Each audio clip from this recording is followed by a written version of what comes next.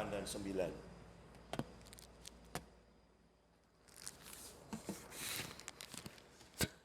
1 Korintus 2 ayat yang ke-8 dan 9. Tidak ada dari penguasa dunia ini yang mengenal hikmat ini. Sebab sekiranya mereka mengenalnya, mereka tidak menyalibkan Tuhan yang mulia.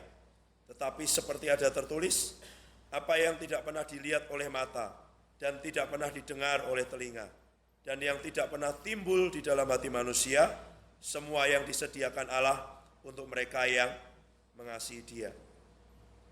Jadi seringkali kita pikir bahwa ini semua kita ini tidak pernah tahu karena tidak pernah dilihat mata, tidak pernah didengar telinga, tidak pernah timbul dalam hati manusia. Benar enggak? Kalian kalau baca ayat ini apa yang terpikir? Oh, berarti Tuhan memberikan kejutan-kejutan kepada kita.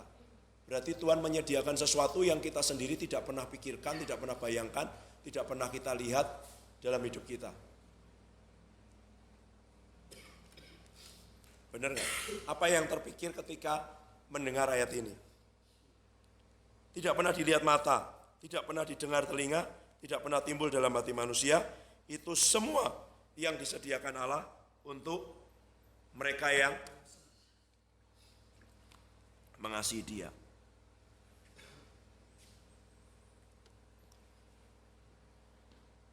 Sebenarnya, coba baca ayat 10 sekarang.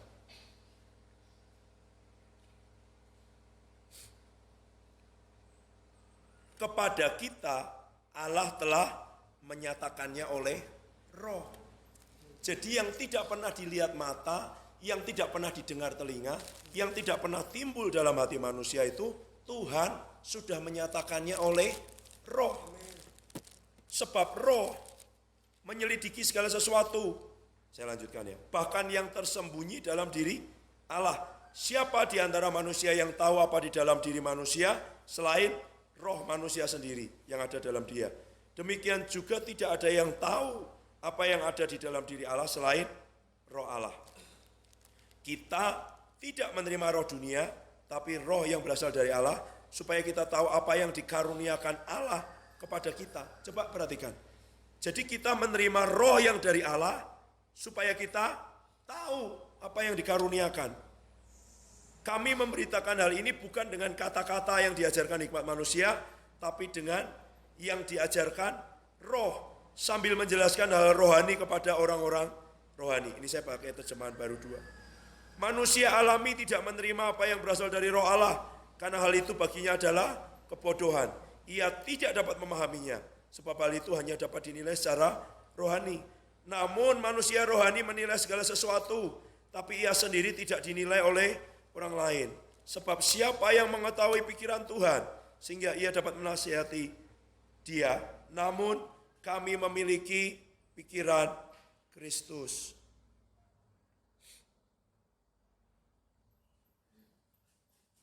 Jadi apa? Roh menyatakan kepada kita sebenarnya. Di mana dinyatakan itu?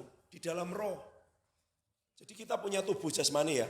Ada mata, telinga, hidung, mulut, indera pengecap, lalu apa? Kulit ini untuk merasakan kan?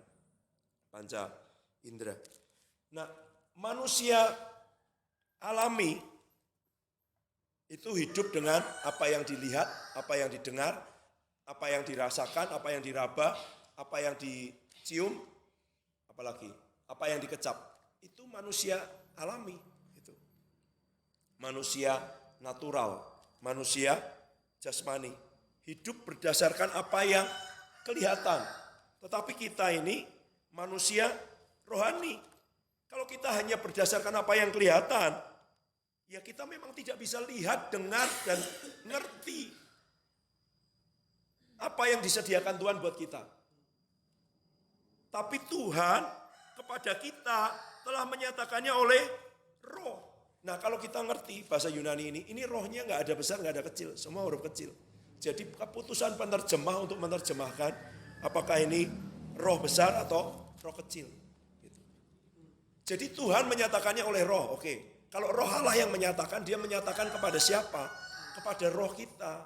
Gitu loh. Kenapa kok kita nggak ngerti?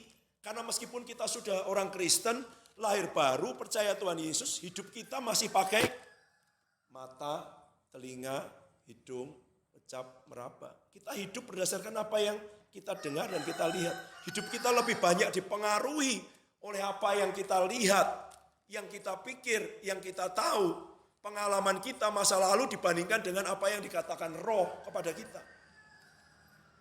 Padahal dikatakan ayat ke-16, kami memiliki pikiran Kristus. Kita punya nggak pikiran Kristus? Punya. Di mana?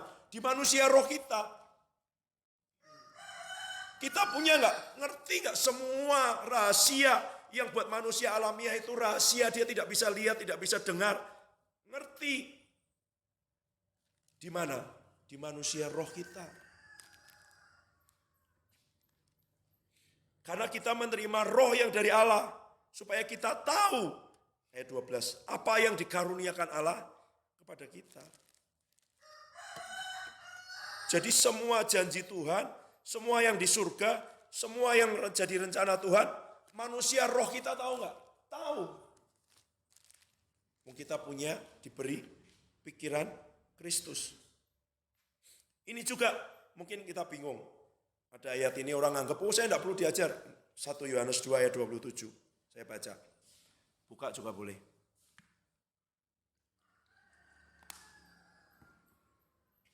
Sebab di dalam diri kamu tetap ada pengurapan yang telah kamu terima daripadanya. Karena itu tidak perlu kamu diajar oleh orang lain. Sebagaimana pengurapannya mengajar kamu tentang segala sesuatu dan pengajarannya itu benar, tidak dusta. Sebagaimana ia dahulu telah mengajar kamu, demikian hendaknya kamu tetap tinggal di dalam dia. Ini di mana? Kamu diberi pengurapan yang telah kamu terima daripadanya, tidak perlu diajar orang lain. Nggak mungkin dong, karena ada bagian lain yang mengatakan bahwa ada jawatan-jawatan, nabi, rasul, penginjil, gembala, dan pengajar. Dan fungsinya adalah supaya kita semua mencapai kedewasaan penuh, mencapai kesatuan iman. Apakah berarti tidak perlu jawatan-jawatan itu, tidak perlu diajar orang lain? Cukup diajar itu? Tidak. Maksudnya itu di dalam roh, kamu sudah diajar. Rohmu itu begitu lahir baru sudah tahu semuanya. Apa yang menghambat? Itu seperti yang dikatakan Pak Kefas beberapa waktu yang lalu. Kalau kita gelas diisi teh, ya kan? Setelah dia begitu lama atau teko diisi teh itu, meskipun tehnya sudah kita buang, sisa-sisa tehnya masih nempel di teko itu atau di gelas itu. Dan menghilangkan bekas-bekasnya kadang nggak mudah. Ya kan? Waktu kamu pegang bangkai tikus dan kamu sudah cuci pakai sabun berkali-kali, kadang bau bangkai itu masih nempel. Bangkainya masih ada nggak? Nggak ada. Manusia lamanya masih ada nggak? Nggak ada. Ya kan? Sebab barang siapa di dalam Kristus ia adalah ciptaan baru. Yang lama sudah berlalu, yang baru sudah datang. Tapi kenapa kenyataannya hidup masih begini? Gitu. Karena yang baru itu di roh. Gitu. Rohnya sudah baru. Gitu. Rohnya sepakat dengan surga. Di dalam roh dia memuliakan Bapa. Di dalam roh dia bilang datang kerajaanmu, jadi kehendakmu di hidupku Tuhan. Tapi kenapa dia tidak jadi? Jadi sekarang ini persoalannya. Gini. Di dalam roh kamu ngerti nggak kalau kamu anak Bapa? Tapi kenapa mentalitasnya yatim piatu?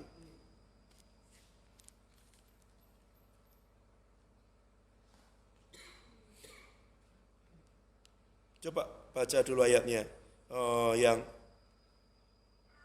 Roma 8 ayat 16.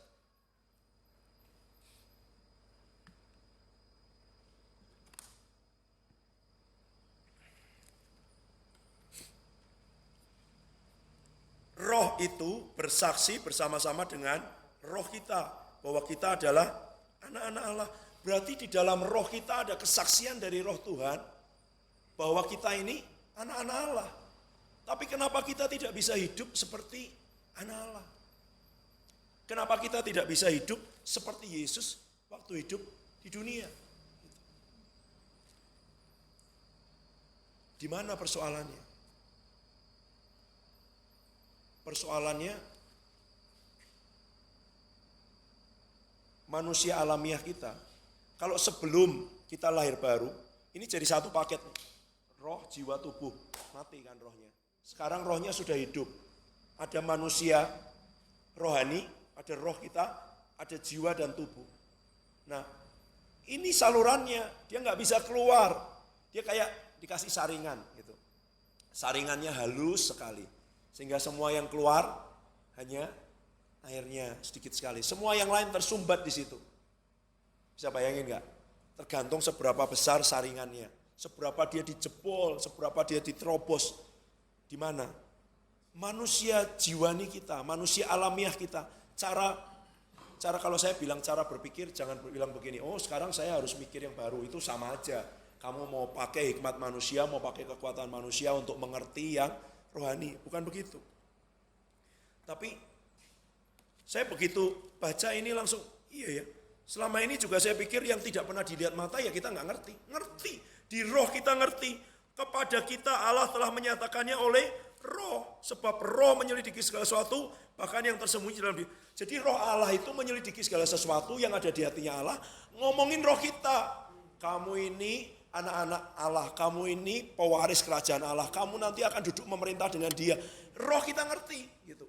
Roh kita ngerti. Kenapa kita tidak hidup seperti orang yang ngerti? Karena setiap kali roh kita ngomong, pikiran kita akan ngomong, enggak mungkin lah, lihat lagi, kamu tahu diri sedikit, kamu jangan terlalu ini besar itu, mana kenyataannya.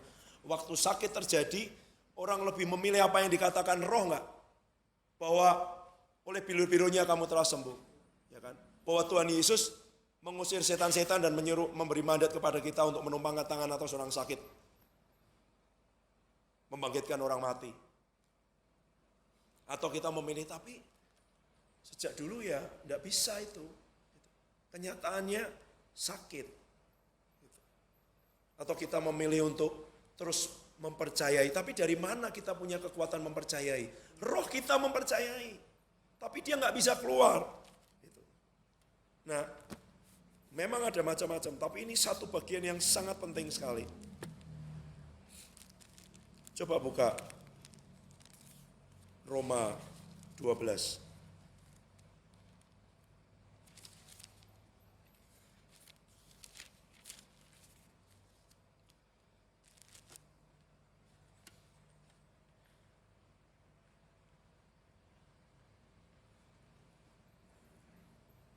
Ayat yang kedua. Jangan menjadi serupa dengan dunia ini, tetapi berubahlah oleh pembaharuan budimu, sehingga kamu dapat membedakan mana kehendak Allah, apa yang baik, yang berkenan kepada Allah, dan yang sempurna. Jangan menjadi serupa, jangan kamu ikut-ikutan bentuknya, jangan kamu ikut-ikutan caranya, jangan kamu mirip, menyerupai gitu ya, dengan dunia. Karena dunia akan ngomongin kita. Saya ingat sekali satu statement kemarin dari Kaleo, dia ngomongin, orang sudah semakin memanusiakan yang ilahi. Ya kan? Apa yang dipikirkan? Saya masih ingat itu dulu. Kamu pilih, banyak orang bilang, tapi kan kita harus kekinian. Ya kan? Tapi kalau kekinian itu tidak berdampak kepada kekekalan, kita pilih yang mana? Kita sedang dihadapkan kepada pilihan-pilihan sekarang ini. Cara berpikir dunia, oh enggak apa-apa, yang penting kan hasilnya. Gitu. Apakah itu? Kalau yang penting hasilnya, orang boleh menghalalkan segala macam cara, yang penting hasilnya tercapai. Kamu mau hasilnya apa? Kamu udah punya karir yang bagus, kamu punya penghasilan yang bagus, kamu terkenal atau apapun. Orang kan bikin konten apapun supaya dia dapat subscriber dan like sebanyak-banyaknya kan, viewer sebanyak-banyaknya. Dia nggak mikir. Tuh nonton nanti film Budi Pekerti kalau main, kalau sudah ada itunya. Ya. Saya dapat gambaran dulu nonton satu film di Netflix, Black Mirror.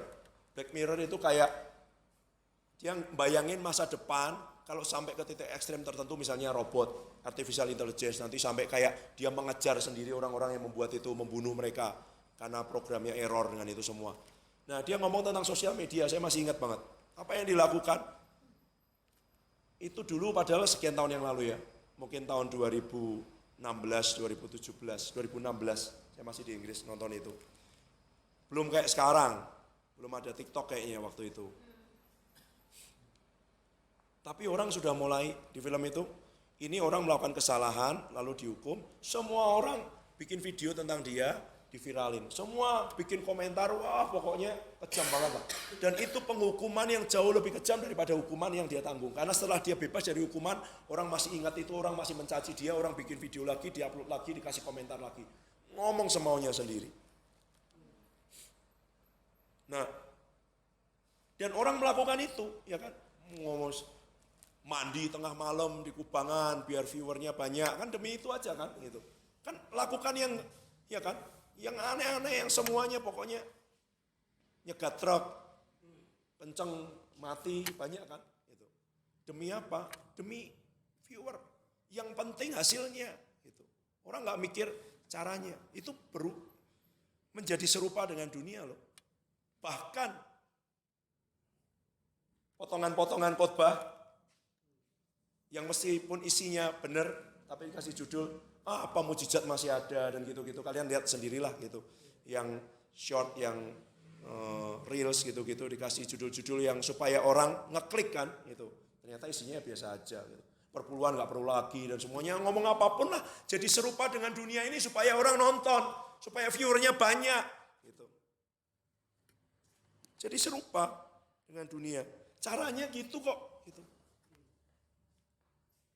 Tapi berubah oleh pembaharuan budimu.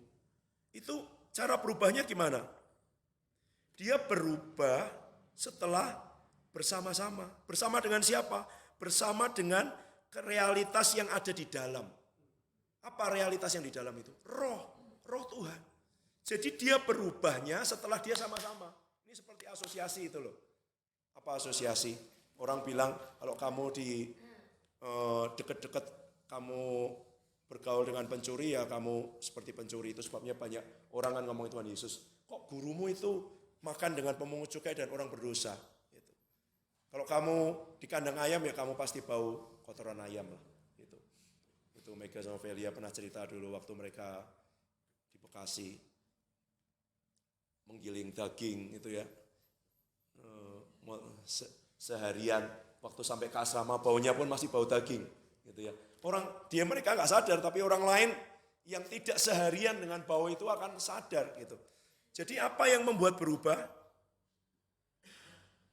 Apa itu berubah? Karena kita ini bersama-sama. Bersama itu apa? Bergaul, terbiasa.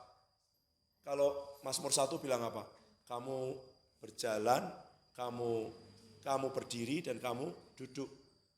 Dengan apa? Pembaharuan budimu. Gitu ya. Jadi kamu diubah setelah ada kebersamaan, setelah kamu sama-sama dan diubahnya dari dalam. Dan apa yang mengubah? Gitu. Di jiwa ini firman Tuhan. Karena di roh kita punya pikiran Kristus, di roh kita punya pewahyuan, di roh kita punya pengurapan, di roh kita ngerti semua janji Tuhan. Roh ngerti, tapi jiwa nggak ngerti. Jadi waktu dia lahir baru semangat sekali. Saya dengar cerita yang kesaksian yang ajaib menurut saya dari Andrew Wommack. Dia cerita bagaimana seorang pengedar narkoba, bandar juga. Wah, satu kali lahir baru, cinta Tuhan semuanya. Saking dia cinta Tuhan supaya dia bisa tetap ini kan kertas yang cocok untuk ini ya. Dia pakai untuk gerus itu. Terus dia hirup di sini. Tapi dia sambil baca Alkitab terus. Apakah lalu kita orang-orang agamawi akan berkata, oh enggak sopan, tidak menghargai firman. Tapi itu manusia jiwaninya belum berubah. Tapi di roh dia punya kehausan kerinduan akan firman Tuhan. Saya masih ingat teman saya dulu, pengedar narkoba juga di jalan itu semua. Waktu dia mulai kenal Tuhan karena dia datang ke satu KKR kesembuhan, dia nggak percaya gitu. Dia cuma datang untuk membuktikan bahwa ini semua bohong dan akal-akalan. Tapi dia dijamah Tuhan di situ, terima Tuhan Yesus, tobat. Dia masih hidup di jalan, masih mukulin orang masih itu. Tapi setiap malam dia cari ATM Karena itu tempat yang sejuk. Masuk ke dalam ATM, nggak ada orang berani menurut saya kalau dia dalam itu.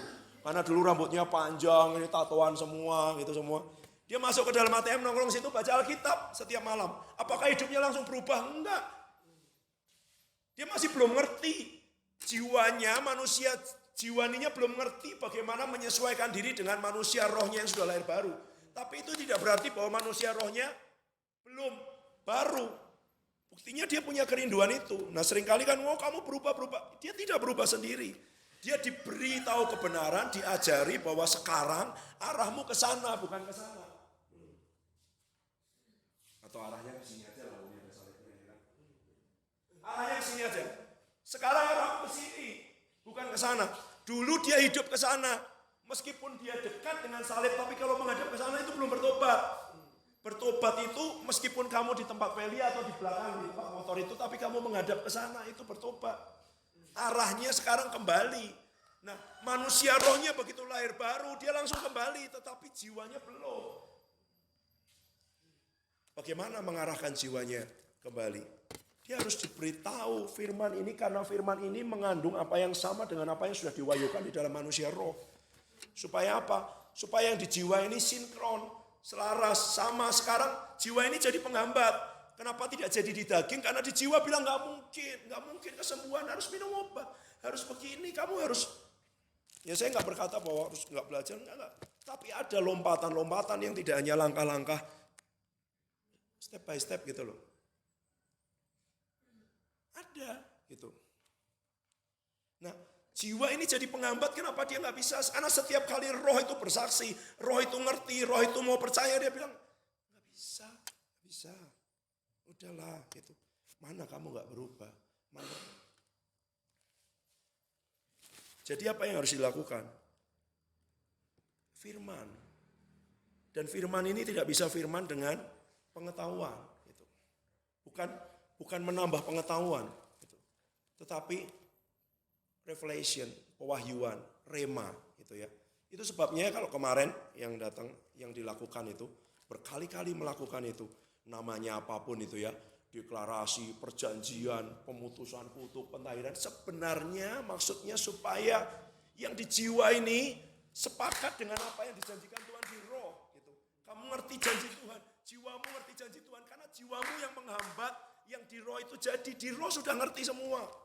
Rohmu sudah ngerti, rohmu gak perlu diajari. Jiwamu, itu sebabnya ya kan. Hei jiwaku, kenapa engkau gelisah di dalam diriku? Ya kan, gitu. Aku mau bersyukur lagi. Bersyukur itu salah satu kunci, tapi itu nanti khotbah sendiri. Ini membaharui dengan firman, membaharui akal budi. Ekstremnya dua, kekristenan. Itu kemarin hari KDP nanya. Orang-orang Pentakosta pada umumnya anti dengan pemikiran, ya kan? Sedangkan yang lain pakai pemikiran sendiri, itu hikmat dunia, tidak bisa kenal Allah. Dunia dalam hikmatnya tidak bisa kenal Allah. Jadi bagaimana? Pikiran yang dibaharui, pikiran yang diperbaharui, pikiran yang diterangi oleh firman, pikiran yang disesuaikan untuk ngerti janji Tuhan. Karena pikiran yang tidak diperbaharui, pikiran yang dipakai sendiri, dia akan jadi penghambat kok untuk janji Tuhan. Karena dia tidak akan percaya. Tidak akan percaya apa? Bahwa kalau ada tangan atau kaki panjang sebelah, dia bisa tumbuh. Dia tidak akan percaya bahwa 5 roti 2 ikan bisa memberi makan 5.000 orang. Dia akan cari pengertian kan? Kalau kalian belajar tafsir ya pasti ngerti lah. Oh ini kemungkinan orang-orang itu bawa roti semua, tapi akhirnya malu karena ada anak kecil mengeluarkan rotinya. Jadi sekarang mereka keluarkan bekalnya. Jelas kok ayatnya, mereka tidak punya makanan.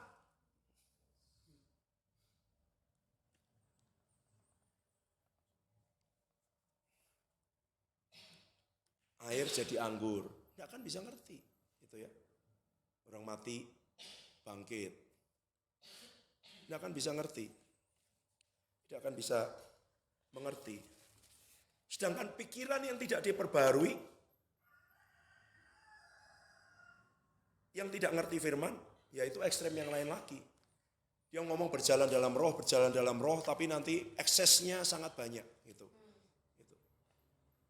Saya ketemu dan dikomplain banyak orang, sebagai orang yang membuka diri terhadap pekerjaan Roh Kudus dan semua yang Tuhan mau lakukan. Seringkali itu menyedihkan sih, karena mereka bilang, wah tapi kenyataannya seperti ini Pak, kenyataannya orang ngikutin roh, gini-gini semua. Gitu. Loh, kan ada firman, saya bilang gitu loh. Firman ini seperti peraturan. Kalau kita main sepak bola, saya sering ngomong begitu kan. Kamu memang jago main, gak apa-apa. Tapi kalau kamu mau main di kompetisi di liga, kamu harus tahu peraturan. Kalau kamu nongkrong terus di depan gawang, ya offset lah. Kalau kamu pegang dengan itu, yaitu peraturan membuat supaya kamu jangan sampai kena kartu kuning dan kartu merah dikeluarkan sehingga tidak bisa melanjutkan permainan. Dan itu firman. Tapi apakah tahu peraturan aja membuat kita bisa bermain? Ya tidak, gitu kan. Ya kan? Saya percaya, contoh yang dikasih Bill Johnson bagus banget. Kamu penjual vacuum cleaner dan pergi ke rumah orang, terus kamu bawa satu kantong debu, Ibu, vacuum cleaner terbaik ini.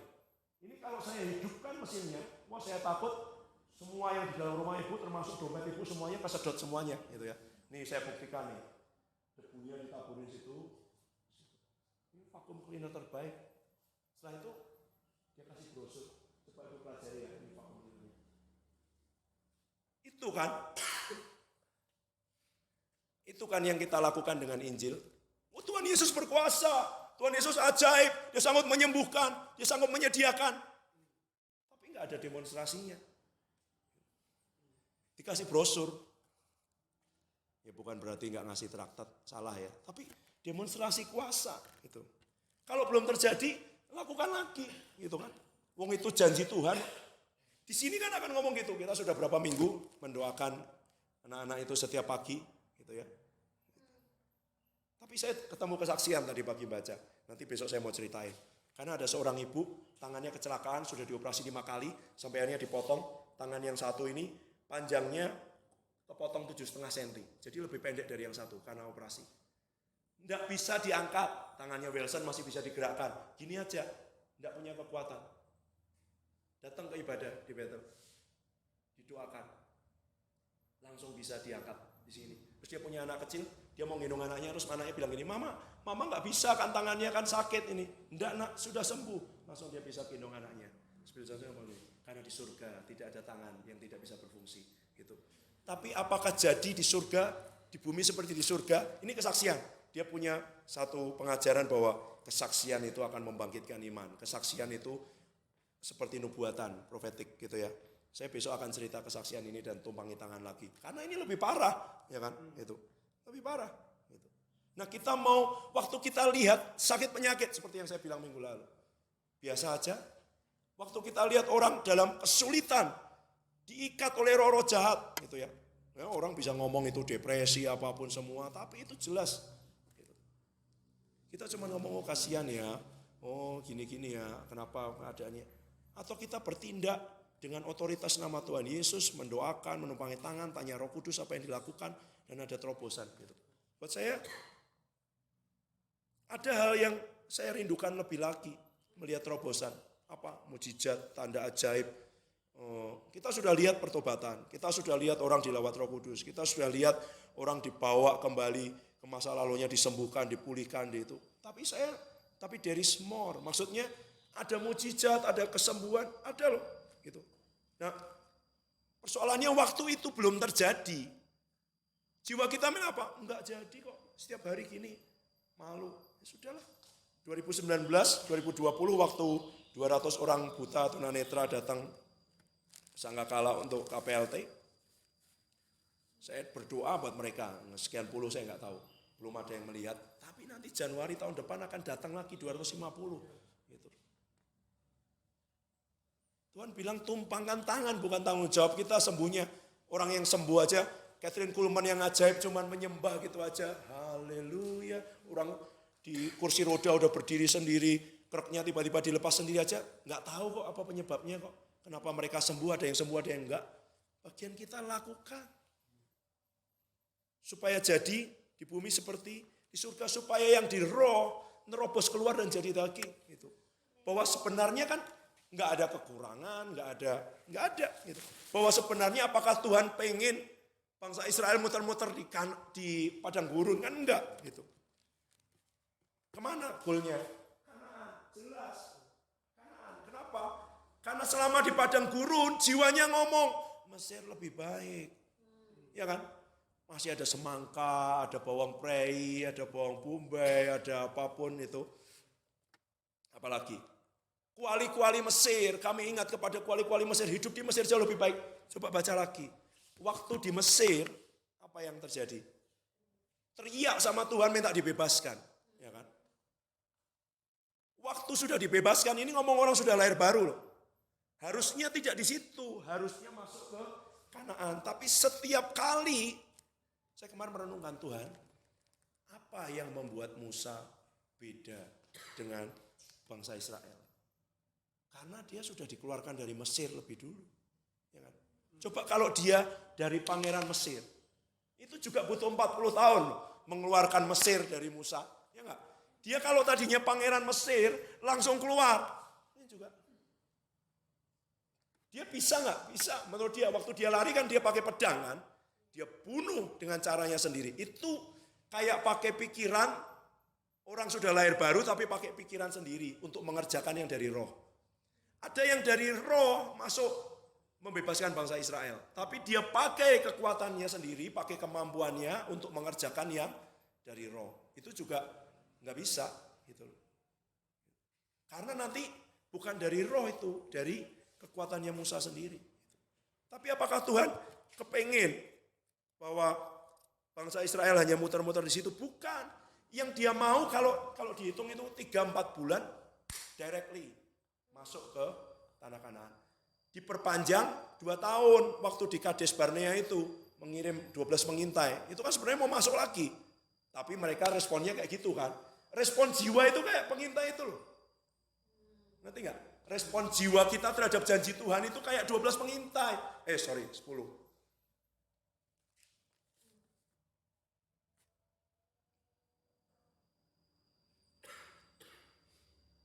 Apa respon kita terhadap janji Tuhan? Di roh kita percaya. Tapi waktu setiap hari nanti jiwa akan ngomongnya apa? Kita kayak belalang loh, mereka raksasa-raksasa, mereka, ya kan? Oh, memang subur nih, lihat nih sampai kalau bawa buah anggur kan gini bisa toh. Itu mungkin buah anggurnya satu sejeruk-jeruk gitu ya. Lu ya dong, kenapa buah anggur kok digandar itu kan dipikul gini gitu loh. Buah anggur sebesar apa gitu loh.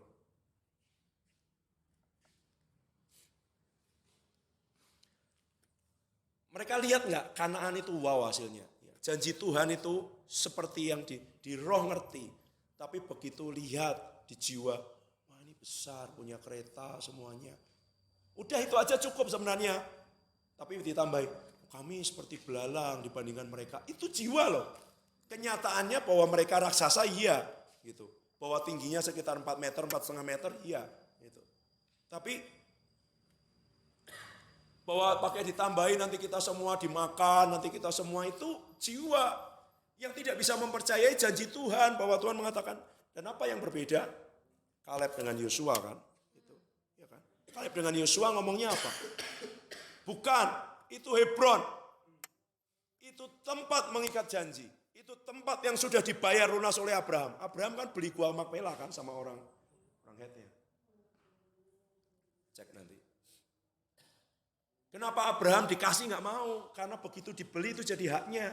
Dan gua Makpela itu di Hebron. Tempat yang sudah dibeli Abraham itu loh. Sudah sah. Jadi waktu mengintai itu, ini saya catatannya lupa.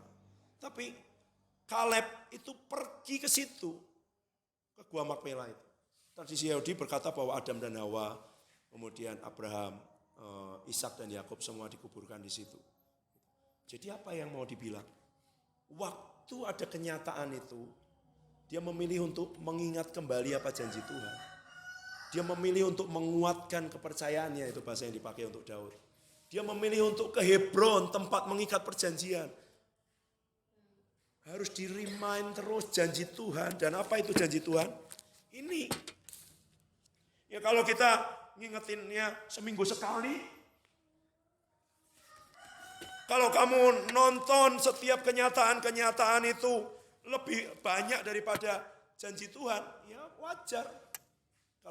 Kalau kenyataan itu yang mempengaruhi hidupmu, apa kenyataan? Berita, sosial media. Kalau berita kan masih di screening ya, ada editornya, ada ininya semua, tidak semua bisa masuk otomatis. Tapi kalau sosial media orang mau ngepost apapun, sekalipun itu bohong juga kamu nggak ngerti. Dan kamu makan itu setiap hari lebih banyak daripada janji Tuhan. Dan orang nggak peduli kok.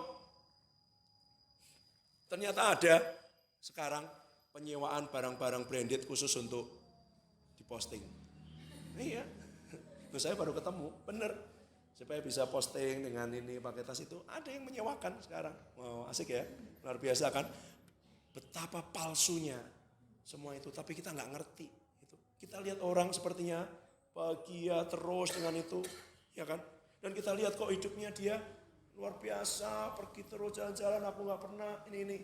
Kadang-kadang aku juga bilang ini, Tuhan, sekali-kali tak posting juga, tapi ya. Bukan.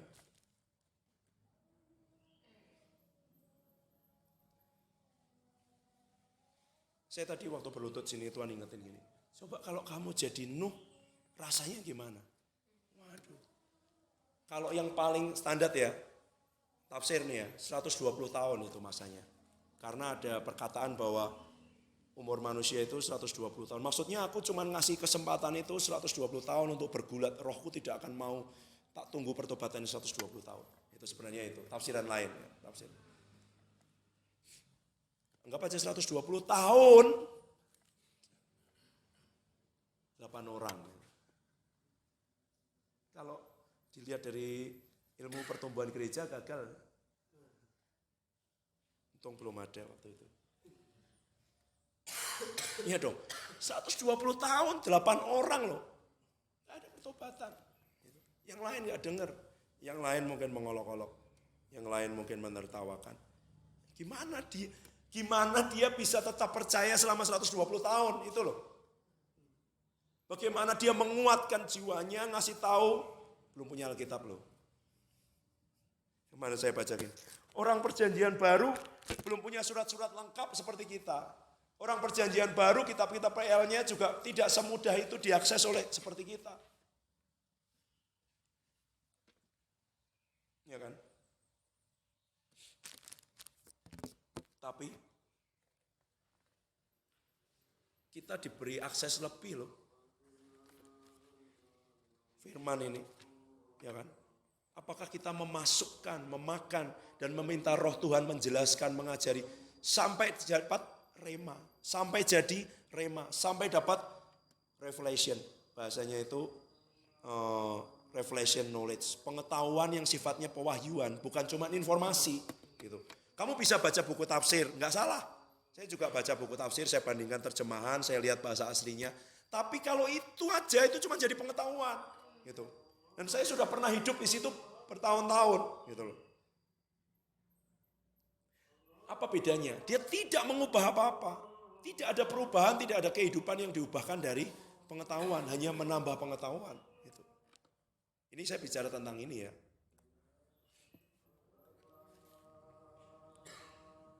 Tapi Tuhan mau kita membawa, saya ingat tiba-tiba saya baca itu. Kesaksiannya bilang begini. Ini kalau konteks pengadilan di Amerika kan ada juri ya, itu mesti orang awam yang diminta untuk nanti mengambil keputusan kan di dalam itu, memutuskan apakah bersalah atau tidak. Ini salah satu anggota jemaat di Bethel, tempatnya Bill Johnson. Ya biasa, sederhana, tapi ya di tengah-tengah dia bersaksi itu ada satu orang yang ikut di sidang itu terima Tuhan. 3 orang anggota juri yang lain dilawat Tuhan. Dan yang lain, dia diolok-olok di situ tapi dia tetap. Jadi yang dia lakukan di ruang sidang gitu loh, sebagai orang yang datang ke situ gitu. Tapi dia membawa hadirat Allah, dia bukan hanya saya diberi tugas ini sebagai warga negara, enggak. Dia bilang itu. Di bumi seperti di surga. Nah, ada yang terobos itu enggak? Ini bukan bagianku, bagaimana ini terjadi apa yang dikatakan orang. Loh, kalau kita enggak terus dikelilingi firman, enggak terus direndam dengan firman, enggak terus dapat pewahyuan dalam diri kita, roh Tuhan bicara, membaharui pikiran kita, kita akan jadi serupa dengan dunia. Kita akan ikut, kita akan mengaminkan kok, kata dunia. Kita akan mengaminkan, kata dunia. Nah, kapan itu terjadi? Gitu ya. Nanti mungkin kesempatan berikutnya bertahap ngomong ini, jadi diomongin apa lagi? Jiwamu harus diomongin apa lagi? Diomongin janji Tuhan, diomongi kebenaran, diomongi, ya kan? Yohanes 8 ayat 17.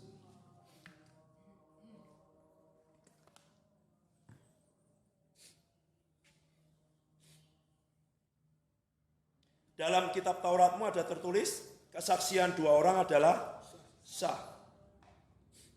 Baca lagi. Matius 18 ayat 19. Dan lagi aku berkata kepadamu, jika dua orang daripadamu di dunia sepakat meminta apapun juga, permintaan mereka akan dikabulkan oleh Bapakku yang di surga. Persoalannya, kita baru punya satu kesaksian, yaitu di manusia roh kita. Ngerti gak? Kita punya apa? Manusia rohani, punya manusia jiwani. Ya kan? Kesaksian dua orang baru sah. Saya nggak berkata kita punya dua kepribadian, bukan. Tapi ada manusia roh, ada manusia jiwani. Sorry.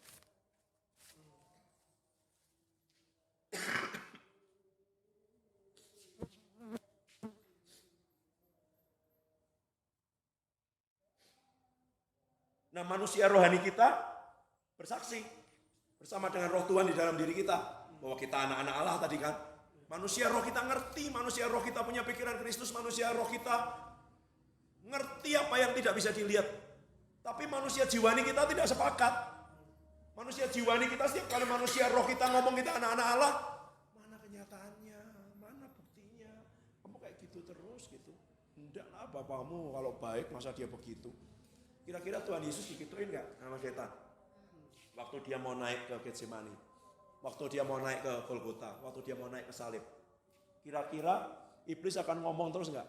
Itu kan yang terjadi waktu pertama dia di padang gurun kan? Kalau engkau anak Allah, kalau engkau anak Allah, buktikan kalau engkau anak Allah, kalau engkau anak Allah. Tapi rohnya bersaksi.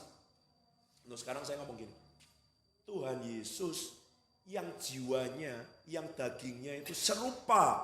Serupa itu tidak sama ya. Dengan daging kita yang dosa ini, tapi tidak dikuasai dosa aja. Waktu mau mengikuti kehendak Tuhan bergumul. Ya kan?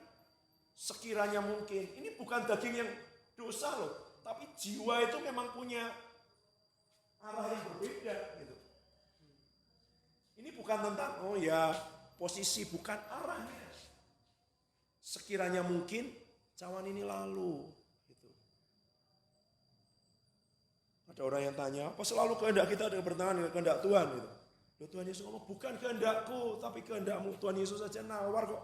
Kita yakin sekali bahwa kita bisa mengikuti kehendak Tuhan. Nah, jadi jiwa kita belum pernah sepakat. Itu sebabnya kesaksiannya belum sah di surga. Dan kalau kesaksiannya sah, dua orang sepakat meminta apapun juga akan dikabulkan. Kenapa belum jadi di daging kita? Karena roh kita yes, amin. Jiwa kita enggak. Nggak bisa. Aduh berat. Terus. Nah, sampai itu sepakat roh dan jiwa, nanti akan jadi di tubuh. Itu. Gimana caranya melakukan? Ya sepakat, tundukkan. Ajari dia, perbarui dengan firman. Ini karena kita sedang ngomong tentang firman. Ada lagi ya. Bagaimana caranya ngomong firman? Waktu kamu dengar sesuatu yang benar, gitu ya. Entah kamu dengar khotbah sendiri, dengar seperti ini, ya respon gitu. Dengan ya, amin, benar. Itu mendidik jiwamu ngomongin ya. Karena kalau kamu bersuara, iman timbul dari pendengaran. Pendengaran akan firman Kristus. Jadi kalau itu didengar, biar telingamu dengar, ya, gitu. Ya, amin, amin, amin. Benar, gitu. Itu sedang ngomongin jiwa bahwa aku sepakat dengan yang di roh ini loh, gitu. Jangan diam-diam aja, gitu.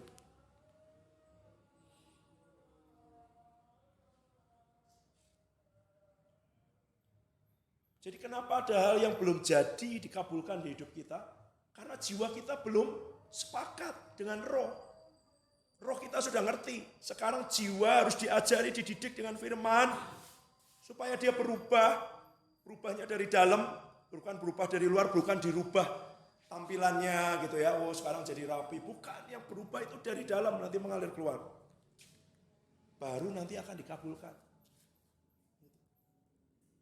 Amos 3 ayat 3.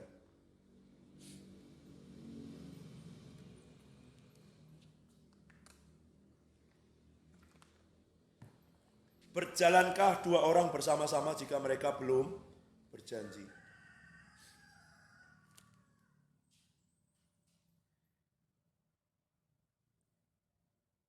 Saya baca terjemahan Berean Study Bible. Can two walk together without agreeing where to go? Without an appointment to meet.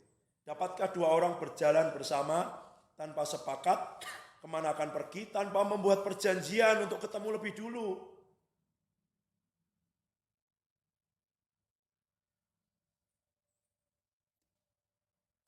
Jiwa belum pernah bikin kesepakatan dengan roh. Areanya banyak ya, nanti keuangan, kesembuhan, mukjizat, apapun lah dalam hidup kita itu. Supaya jadi daging janji Tuhan itu, ya kan? Jadi kenapa di padang gurun terus? Karena rohnya mau ke Kanaan, jiwanya mau ke Mesir, kan nggak bisa, ya nggak? Dagingnya di mana? Di padang gurun 40 tahun. Karena rohnya ke sana, jiwanya ke sana, dia nggak sepakat gitu loh. Kenapa nggak nyampe Kanaan? Ya tarik menarik kok gitu. Sebab itu sebabnya mereka mati di padang gurun selama 40 tahun. Kenapa? Ya karena rohnya mau ke sana, jiwanya mau ke sana, terus gitu terus. Udah maju sedikit sana, maju sedikit sana, enggak kemana-mana.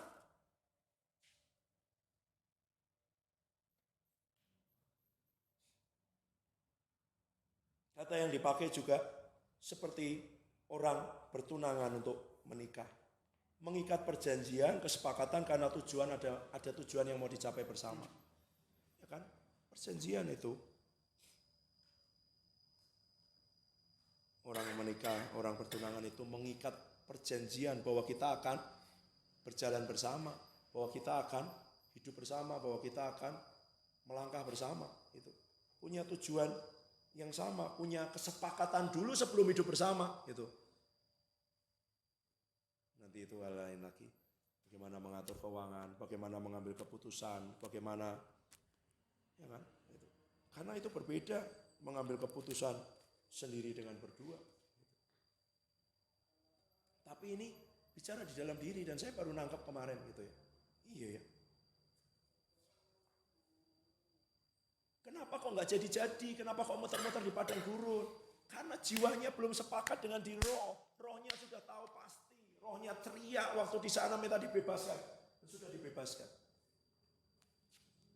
Kita semua punya janji Tuhan. Dapat janji Tuhan. Kalau ada nubuatan, penglihatan yang ditunjukkan, sebenarnya Tuhan mau ngomongi jiwa kita, ini loh rencanaku. Karena roh kita sebenarnya udah ngerti. Ya kan, pengurapan itu ngajar kita. Tapi kenapa? Hambatannya di jiwa. Setiap kali kamu, yes Tuhan begini, baca kitab, yes. Mikir lagi. Itu yang harus diubah, itu yang harus, nah seberapa sering, seberapa banyak, seberapa dalam. Karena orang yang bimbang, coba baca ayatnya di Yakobus, buka, saya lupa catat di sini. Seperti gelombang, Yakobus berapa ya?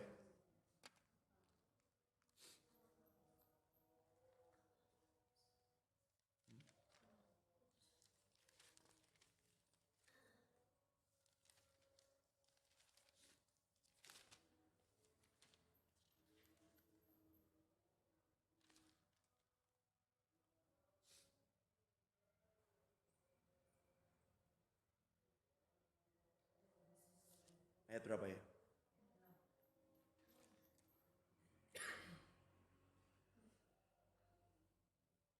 Hendaklah ia memintanya dalam iman, sama sekali jangan bimbang. Orang yang bimbang seumpama gelombang laut yang diombang-ambingkan kemari oleh angin.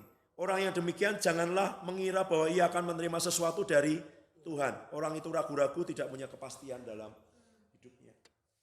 Jadi apa? Begitu Tuhan mau genapi, kerjakan, takut lagi.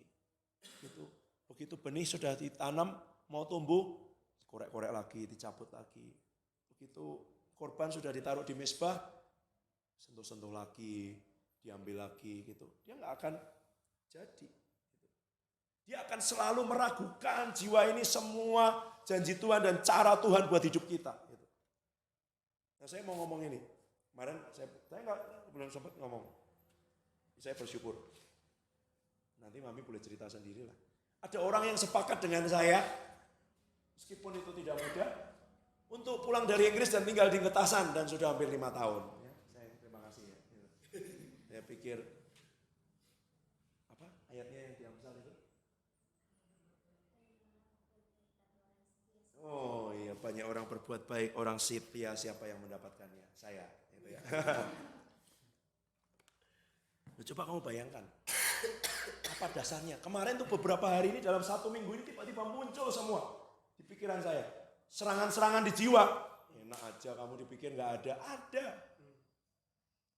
Mana? Coba nih. Muncul lagi. Kayak gini terus. Gitu-gitu. Jadi apa nanti ini? Itu semua ya. Oh. Perubahannya di mana? Jadinya apa? Gitu. Terus muncul lagi nggak? Muncul. Hal yang sama. Ini Salatiga mau ngapain? Ya kan?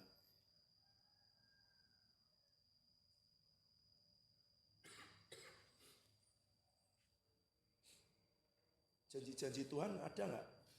Ada. Tapi kadang-kala kita jiwa ini begitu rupa. Medan peperangan itu di pikiran. Medan pertempuran karena iblis akan terus ngomongin. Dia akan ngomongin apa? Kenyataan. Dia akan ngomongin apa? Kebohongan. Kebohongan apa? Waktu mereka lihat raksasa itu, mereka lihat dirinya seperti belalang. Kan nggak ada itu. Tugasnya adalah apa? Kamu memata-matai, kamu observasi. Saya pernah ngomong itu ya. Observasi itu gini loh. Oh, ada salib di situ. Lalu di sebelah kirinya ada lukisan Tuhan Yesus Gembala. Lalu di depan salib ada anggur dengan roti. Ada meja kayu panjang. Di atasnya ada bendera bangsa-bangsa.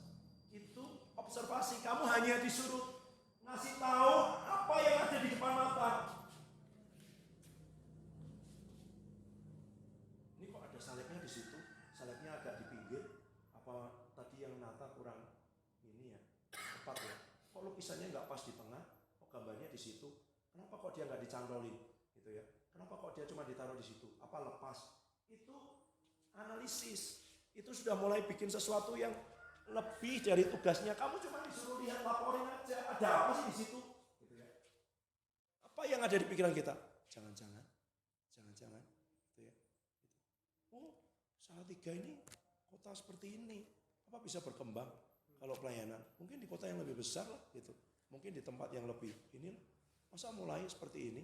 Tuhan mau ngapain sih gitu? Saya ngomong ke diri sendiri. Aku nyuruh kamu bikin mezbah di Salatiga. Berhenti, titik. Jangan lebih dari itu. Nyembah aja di Salatiga. Yang lain bukan urusanmu. Nanti kira-kira ada orang lain enggak gitu. Ini datang lagi enggak dan semua. Bukan urusanmu. Perintah Tuhan jelas gitu. Beberapa tahun yang lalu. Bawa ini ke Salatiga. Nyembah di Salatiga. Senangkan hati Tuhan. Sudah. Gitu. Oh iya. Sudah. Ngomongin diri sendiri. Sudah nyembah. Inginkan dia hadir. Sampai apa? Sampai kita sendiri ngalami terobosan dong. Ya kan? Nah sekarang pilihannya buat kalian gini. Kamu mau nunggu saya ngalami terobosan kemudian saya ceritain atau kamu mau sama-sama? Gitu. Itu aja. Gitu. Saya sih diomongin satu hamba Tuhan. Bapak ini sukanya ngajak tim ini bersama-sama. Iya, karena kalau saya ngajak itu cepat. Gitu. Cepatnya apa? Waktu saya ngalamin mereka lihat di situ, oh bisa ya jadi ya. Tapi kalau enggak nanti saya cuma ceritain, saya udah ngalamin gini-gini loh. Nanti kamu ngalaminnya jauh, lebih lama. Gitu. Cuman bedanya apa? Anggap aja, saya orang sudah terbiasa keliling, lari di Pancasila itu 10 kali. Kamu ikut saya, lari 10 kali padahal kamu baru pernah biasa lari 1 kali aja dan itu udah nafasnya mau putus. Ikut saya kalau mau, lari sekarang 10 kali. Gitu. Tapi dalam waktu cepat kamu naik nggak daya tahanmu, kemampuanmu lari, staminamu dan semuanya? Iya, gitu. Tapi berat nggak? Berat, gitu. Nah, pilihan. Kalau kamu mau tak ceritain ya nggak apa-apa, nanti tak ceritain. Saya dengan senang hati, gitu. Memang agak pamer-pamer gitu, nggak apa-apa lah, gitu. Suka. Gitu. Kamu kepengen lihat nggak? Ya, ribuan orang muda datang kepada Tuhan. Kamu pengen lihat nggak? Orang-orang sakit disembuhkan. Kamu kepengen lihat nggak? Mujizat terjadi, pertobatan terjadi, lawatan terjadi di kota Salatiga. Orang-orang muda, anak-anak usia SMP. Oh, bukan dikhotbahi tentang masalah receh-receh lah gitu. Ngomong tentang meletakkan hidup, menyerahkan hidup, pilihan kepada Tuhan, Tuhan mau apa di hidupnya dan semuanya itu, dan mereka sujud menyerahkan hidupnya, ngalami Tuhan. Karunia-karunia jalan, lumpangan tangan, langsung sakit, sekolah-sekolah ngalami terobosan. Kamu membayangkan itu enggak? Gitu. Kamu bisa melihat itu enggak? Dan waktu tidak lihat itu, waktu Nuh diberitahu air bah 120 tahun, mana? Saya masih ingat tahun 90-an, semua gereja-gereja karismatik pada umumnya mengatakan percaya sekali, Indonesia akan dilawat Tuhan. Indonesia akan dilawat Tuhan. Akan terjadi pertobatan, akan terjadi perubahan. Negara ini akan mengirim misionaris ke seluruh dunia, akan ada itu. Tapi tahun 2000-an awal saya masih dengar, 2010-an lebih sudah mulai jarang yang bicara itu. Masih ada nggak? Masih, dan semakin sedikit. Gitu. Tapi sekarang ini saya mulai dengar janji-janji yang sama disampaikan, tetapi bukan kepada orang-orang yang ada di permukaan, kepada orang-orang yang masih disimpan Tuhan, tapi mereka menerima janji-janji itu. Apa yang akan terjadi atas Indonesia? Gitu. Ada janji-janji nggak untuk kota Salatiga? Ada. Ada orang-orang berdoa nggak buat Salatiga? Ada. Ada orang-orang dapat dengar suara Tuhan nggak untuk kota Salatiga? Ada. Apa yang mereka dapat? Ada api di atas kota Salatiga, dan itu api kegerakan untuk orang-orang muda. Masalahnya satu, tidak ada yang mau membayar harganya. Ya kan? Pertanyaannya buat kita, kamu harus dapat dari Tuhan. Kamu harus dapat konfirmasi dan kamu juga harus menguatkan kepercayaanmu sendiri kepada Tuhan. Kamu harus ngasih makan jiwamu dan pikiranmu dari firman Tuhan tentang janji-janji itu. Karena kalau enggak, apa? Mana? Gitu ya. Ini baru 3 bulan sih. Gitu ya. Tapi apa yang dilakukan waktu itu belum terjadi? Boleh sih. Di roh kamu sudah tahu bahwa itu akan terjadi, tapi kamu coba untuk digoyahkan.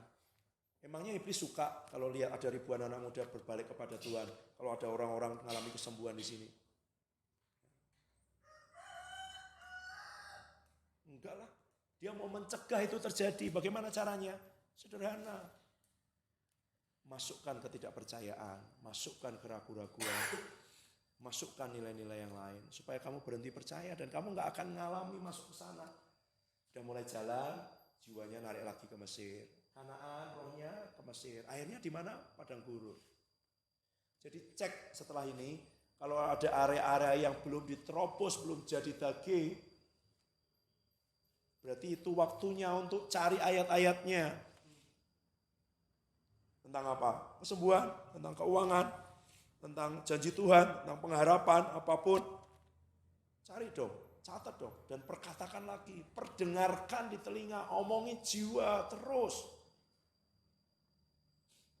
Omongi jiwa. Kamu pengen lihat terobosan, pengen lihat lawatan, pengen lihat mujizat, baca Kisah Para Rasul berkali-kali, baca Injil berkali-kali.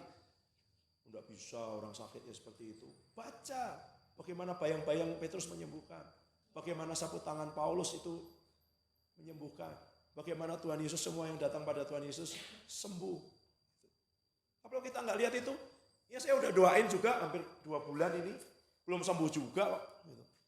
Iya. Saya mau lebih percaya janji Tuhan, ya kan? Bahwa ada kesembuhan dalam nama Tuhan Yesus, oleh bilur-bilurnya sudah sembuh. Kita cuma disuruh menumpangkan tangan atas orang sakit, mengusir setan-setan, lakukan aja. Gitu. Atau kamu mau berhenti kalau itu tidak terjadi, ya kan?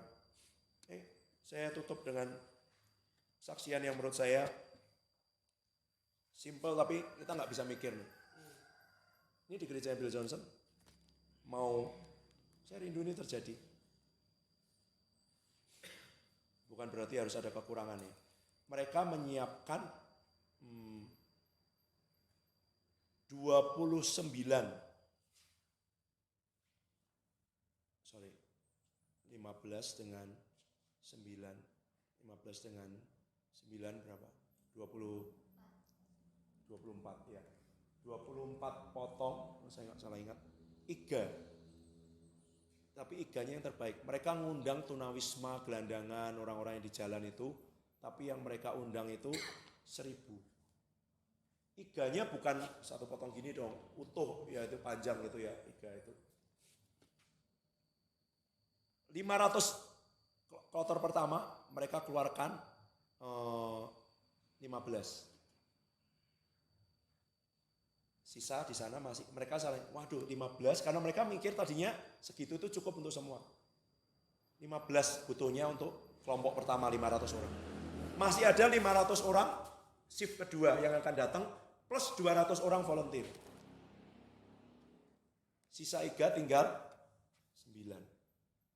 Nggak cukup. Tapi waktu mereka cek ke dalam, dihitung lagi, loh iganya tadi udah keluar 15, sekarang tinggal 9. Tapi kok dihitung lagi 12, loh kok nambah? Wah yakin mereka, bisa dengan ini, bisa. Akhirnya setelah dikeluarkan semua, makan, ya kan, 500. Tadinya mereka bingung, udah volunteer gak usah makan, kita kasih ke mereka. Oh cukup gitu. Setelah dikeluarkan semua, volunteer makan, kloter kedua juga makan, masih sisa 7. Dari mana? Gimana caranya? Nggak ngerti kan? Gimana caranya roti 5 dan ikan 2 untuk makan 5.000? Membelahnya kapan? Gitu. Nggak ngerti. Mereka hitung pertama ini, jelas itu. Masih terjadi loh. Hari ini di Amerika terjadi. Di tempatnya Heidi Baker terjadi. Ayam goreng, Coca-Cola mereka pakai itu weekend untuk pesta. Waduh yang datang banyak banget gak cukup. Tiba-tiba dilihat di baskom, loh kok masih ada lagi? Dibagi, tidak masih ada lagi penuh. Gitu. Mau lihat mujizat enggak? Tapi ini mempengaruhi cara berpikir yang tidak sepakat. Gitu. Itu sebabnya Tuhan Yesus kan bilangnya apa? Kalau kamu punya iman seperti anak kecil ini, bisa masuk kerajaan Allah. Ini yang menghambat kita masuk kerajaan Allah. Cara berpikir kita sendiri, saya bukan berkata, pikiran itu bukan. Cara berpikir kita sendiri yang terus mau ke sana, yang nggak bisa percaya ke itu, dan itu harus diperbaharui, dan itu harus dibiasakan kayak tadi, ya kan? Dia harus tinggal, dia harus bergaul dengan apa? Dengan kebenaran janji itu, supaya yang di roh sinkron, supaya roh dengan jiwa dengan manusia roh sepakat, sehingga mereka bisa berjalan bersama sampai ke Kanaan, nerobos ke daging, supaya dikabulkan oleh Tuhan. Karena 2 orang sepakat meminta apapun, manusia rohmu dan manusia jiwanimu sepakat. Rohnya sudah tahu, jiwanya sepakat. Datang ke Tuhan.